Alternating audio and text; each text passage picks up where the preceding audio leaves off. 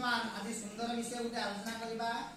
ବିଷୟ ନାମ ବନ୍ଦୀର ବୀର ଗାଥା ଅର୍ଥାତ୍ ଗୋପବନ୍ଧୁ ଦାସ ହାଜାରିବାଗ ଜେଲ୍ ଭିତରେ କାଳାତିପାତ କରୁଛନ୍ତି।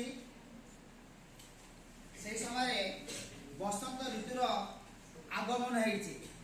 ଏ ବସନ୍ତ ଋତୁ କିପରି ଭାବରେ ଗୋପବନ୍ଧୁ ଦାସ ସେବା ଯୋଗାଇ ଦେଉଛି ଏବଂ ଗୋପବନ୍ଧୁ ଦାସ ଦେଶ ପ୍ରୀତି କ'ଣ ଉଛୁଳି ସେ ବିଷୟରେ ଆମେ ଦେଖିବା।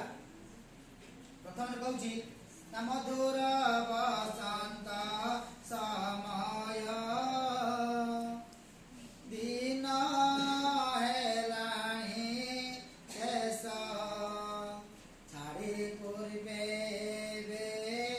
ତପନ ଯିବେ ପଶ୍ଚିମ ଦେଶ। ଅର୍ଥାତ୍ ମଧୁର ବସନ୍ତ ସମୟ, ବସନ୍ତ ଋତୁ ସେହି ସମୟରେ ହେଇଥାଏ। ସେହି ଦିନର ସନ୍ଧ୍ୟା ସମୟର ଦୃଶ୍ୟ ଗୋପବନ୍ଧୁ ଦାସ ଲେଖୁଛନ୍ତି କାରା କବିତାରେ ଆସିଛି।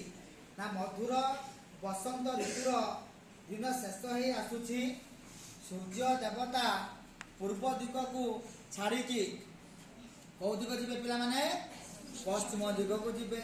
ଯେତେବେଳେ ଆମ ଘରକୁ ଗୋଟେ ଅତିଥି ଆସିଥାଏ, ଆମର ବିଦାୟ ସମୟରେ କିଛି ଆମେ ତାଙ୍କ ପାଇଁ ଆବଶ୍ୟକ ଜିନିଷ ଯୋଗାଡ଼ କରିଥାଉ। ଠିକ୍ ସେହିପରି ଭାବରେ ସୂର୍ଯ୍ୟ ଦେବତା ଯେତେବେଳେ ପୂର୍ବ ଦିଗକୁ ପରିତ୍ୟାଗ କରି ପଶ୍ଚିମ ଦିଗକୁ ଯିବେ, ପ୍ରକୃତି ଆଜି କ'ଣ ସେବା କରୁଛି? ସେଠି ସେ କବି ଲେଖୁଛନ୍ତି ତେଣୁ ଲାଗିছে ଆୟୋଜନ ବିସ୍ତାର ନାନା ରଙ୍ଗେ ଚନ୍ଦ୍ର ଆତପେ ଆଚ୍ଛାଦିତ ଅମ୍ବର। ଆଜି ସୂର୍ଯ୍ୟ ଦେବତା ବିଦାୟ ନେଉଛନ୍ତି। ନା କୋଉ ଦିଗକୁ ବିଦାୟ ନେଉଛନ୍ତି? ନା ପଶ୍ଚିମ ଦିଗକୁ। ଯେତେବେଳେ ସୂର୍ଯ୍ୟ ନାରାୟଣ ପଶ୍ଚିମ ଦିଗକୁ ବିଦାୟ ନେଉଛନ୍ତି, ଆଜି ପ୍ରକୃତି କ'ଣ କରୁଛି? ନା ଆହୁରି କେତେକ ସୋପାନ କରୁଛି। କ'ଣ? ବିଦାୟ ତେଣୁ ଲାଗିଛି ଆୟୋଜନ ବିସ୍ତାର ନାନା ରଙ୍ଗେ ଚନ୍ଦ୍ର ଆତପେ ଆଚ୍ଛାଦିତ ଅମ୍ବର। ଅମ୍ବର ମାନେ ପିଲାମାନେ କ'ଣ? ଆକାଶ। ଆଜି ଆକାଶରେ ଏବଂ ଆତପେ ମାନେ ଚାନ୍ଦୁଆ। ଚନ୍ଦ୍ରମା ଯେପରି ଆକାଶରେ ଜ୍ୟୋତ୍ସ୍ନା କିରଣ ଦେଇକି ଆଚ୍ଛାଦିତ କରିଦେଇଥାଏ, ସୂର୍ଯ୍ୟ ଗଲା ପରେ ଚନ୍ଦ୍ର ଆଜି କ'ଣ କରିଛି? ନା ଆଚ୍ଛାଦିତ କରିଦେଇଛି। ଜ୍ୟୋତ୍ସ୍ନା କିରଣରେ, ଚନ୍ଦ୍ରମା କିରଣରେ ଚାନ୍ଦୁଆ ଯେମିତି ଆଚ୍ଛାଦିତ କରିକି ରଖିଥାଏ, ସେଇ ସୂର୍ଯ୍ୟ ଗଲା ପରେ ଚନ୍ଦ୍ର ଆଜି କ'ଣ କରିଛି? ଆଚ୍ଛାଦିତ କରିଦେଇଛି ସମଗ୍ର ସଂସାରକୁ। ତାପରେ ପ୍ରକୃତି ଆଉ କ'ଣ କହୁଛନ୍ତି? ନା ଯେତେବେଳେ ରାତି ପାହିଯାଏ, ସେହି ସମୟରେ ପକ୍ଷୀମାନେ କିଚିରି ମିଚିରି ଶବ୍ଦ କରି, ରାତି ପାହିଯାଏ ପକ୍ଷୀମାନେ କିଚିରି ମିଚିରି ଶବ୍ଦ କରି ଖୁବ୍ ଆନନ୍ଦରେ ଉଠନ୍ତି। ସୂର୍ଯ୍ୟ ଯେତେବେଳେ ଅସ୍ତ ହେଇଯାଉଛନ୍ତି, ପକ୍ଷୀମାନେ କ'ଣ କହୁଛନ୍ତି? ଦଳେ ଦଳେ ପକ୍ଷୀ ଗାନ୍ତି ଉଚ୍ଚ କରୁଣ ଗାନ ତରୁଗିରି ଛାୟା ବିସ୍ତାରେ ବାଦେ କରେ ପ୍ରଣାମ। ଆଜି ସୂର୍ଯ୍ୟ ଅସ୍ତ ହେଇଯାଉଛନ୍ତି। ସାଧାରଣ କଥା, ସୂର୍ଯ୍ୟ ଅସ୍ତ ହେଇଗଲେ ପକ୍ଷୀମାନେ ନିଜ ବସା ବା ନିଜ ନୀଡ଼କୁ ବାହୁଡ଼ି ଆସନ୍ତି। କବି କହୁଛନ୍ତି ଦଳେ ଦଳେ ପକ୍ଷୀ ଗାନ୍ତି ଉଚ୍ଚ କରୁଣ ଗାନ। ଏ ପକ୍ଷୀମାନେ ଦଳ ଦଳ ହେଇକି ଯୋଉ ଉଡ଼ି ଆସୁଛନ୍ତି, ଯୋଉ କିଚିରି ମିଚିରି ଶବ୍ଦ କହୁଛନ୍ତି, ଏଠି କବି କହୁଛନ୍ତି ଆନନ୍ଦରେ ଗୀତ ଗାଉନାହାନ୍ତି, ଏକ ଦୁଃଖରେ ଗୀତ ଗାଉଛନ୍ତି। କରୁଣ ଗାନ, କରୁଣ ମାନେ ଦୁଃଖାତ୍ମିକ ସଙ୍ଗୀତ ଗାଉଛନ୍ତି। କରୁଣ ଗାନ ମାନେ ଦୁଃଖାତ୍ମିକ ସଙ୍ଗୀତ। ଦଳେ ଦଳେ ପକ୍ଷୀ ଗାନ୍ତି ଉଚ୍ଚ କରୁଣ ଗାନ ତରୁଗିରି ଛାୟା ବିସ୍ତାରେ ପାଦେ କରେ ପ୍ରଣାମ। ତରୁ ମାନେ ପିଲାମାନେ ଲେଖ, ତରୁ ମାନେ ବୃକ୍ଷ, ଗିରି ମାନେ ପର୍ବତ।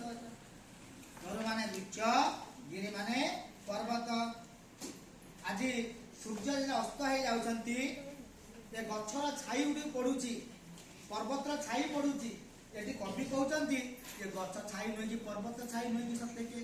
ଆଜି ଗଛ ଦେବତା, ବୃକ୍ଷ ଦେବତା, ଆଉ ଗିରି ପର୍ବତ आज सूर्य नारायण को विदाय समय नतमत की प्रणिपात करुछंती कि नतमत की प्रणिपात करुछंती जपर आम घर को अतिथि आसिले आमे विदाय समय रे जपरी ता प्रणिपात करंती आज सूर्य जते बेले पूर्व दिगरु पश्चिम दिग को गमन करुछंती आज तरु माने गछ गिरी माने पर्वत आज पाद दल रे नतमस्तक हेकि कोन करुछंती प्रणिपात करुछंती कि तापरे कवि कहउछंती देखो पिला माने किपरि भाव रे सूर्य देवता को विदाय रही पूर्व दिग निश्चित भाव में पूर्व दिगर भाव काम करेला ना सूर्य पाए सूर्य जते बेले विदाय लेउछंती तारे निश्चित भाव में दुख मन प्रकाश करथिबे के पूर्व दिग के पूर्व काम कवि कहउछंती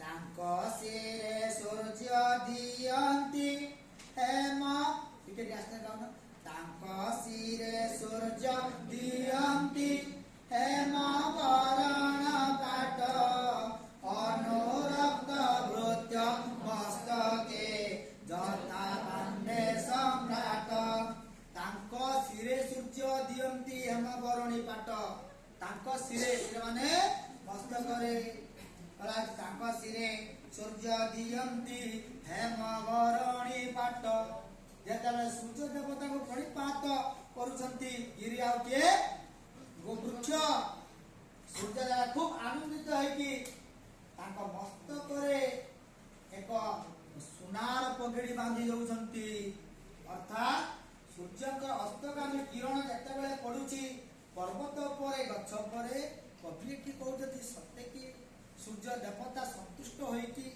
तांको परे हेमवर्ण पात बांधी दउछंती कि जपरी अनुरक्त भृत्य मस्तके गावी अनुरक्त भृत्य मस्तके तथा वंदे सम्राट भृत्य माने लेख सेवक सम्राट माने राजा भृत्य माने सेवक सम्राट माने राजा तांको सिरे सूर्य दियंती हेम वरणी पाट अनुरक्त भृत्य मस्तके जथा वंदे सम्राट सम्राट माने राजा जपरी निज सेवक मस्तक रे अति संतुष्ट होई कोन करंती पगड़ी बांधी दियंती ठीक सही परि भाव रे सूर्य नारायण आदि कोन करजंती तरुआ गिरी मस्तक रे हेम वरणी पाट पिंधे रहउचंती कि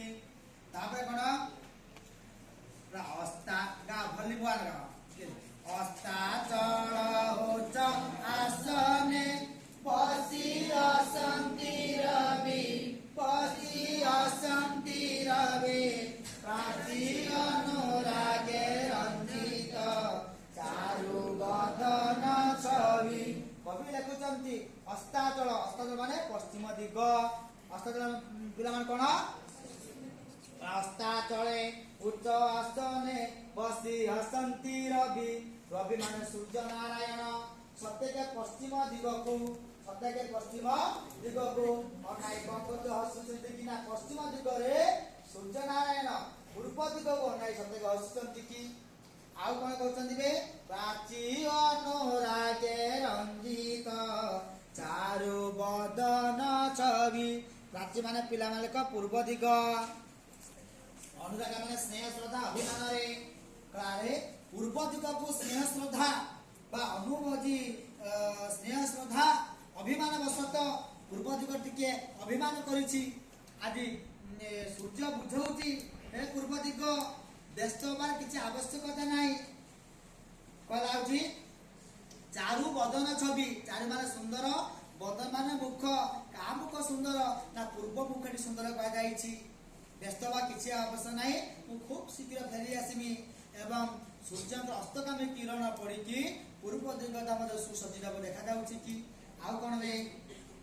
प्राची अभिमुख लंबाई स्निग्ध कनक कर कोमल आश्वासे देखन्ते निज स्नेह आदर प्राची माने पूर्व दिग अभिमुख लंबाई स्निग्ध कनक कर कनक माने सुना कर माने हाथ कनक